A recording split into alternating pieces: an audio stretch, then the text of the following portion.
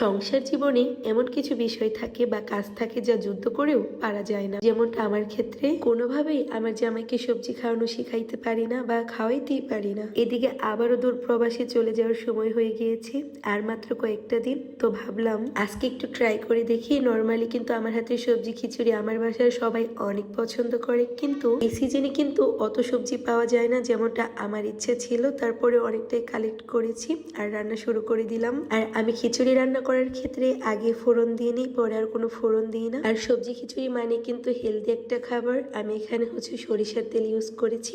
এছাড়াও মশলাপাতি খুব অল্প অল্প পরিমাণে দিয়েই কিন্তু আমি এই খিচুড়ি রান্না করে নিব। সবজির আইটেম যেমন অনেক বেশি দিলে অনেক বেশি টেস্টি হবে, মানে যত রকম আপনি বানাতে পারেন। চাল এবং ডালের ক্ষেত্রেও কিন্তু মেনটেন করতে হয়। চাল ডাল পরিমাণ মতো দেওয়া লাগে, মানে ডালের পরিমাণটা বাড়িয়ে দেওয়া লাগে, তাহলে খেতে বেশি মজা হয়। যেহেতু ডাল দেওয়া হয়েছে, রসুন আদা বাটা তো একটু দেওয়াই লাগে, তাই না? আর 2 রকমের সবজি আলাদা করে নিয়েছি।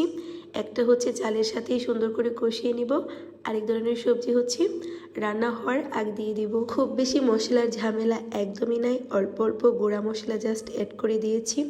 আর শীতের শুরুতে এই খিচুড়ি রান্না করলে কিন্তু অনেক সুন্দর হয়, কেননা তখন বাজারে অনেক রকমের কালারফুল সবজি পাওয়া যায়।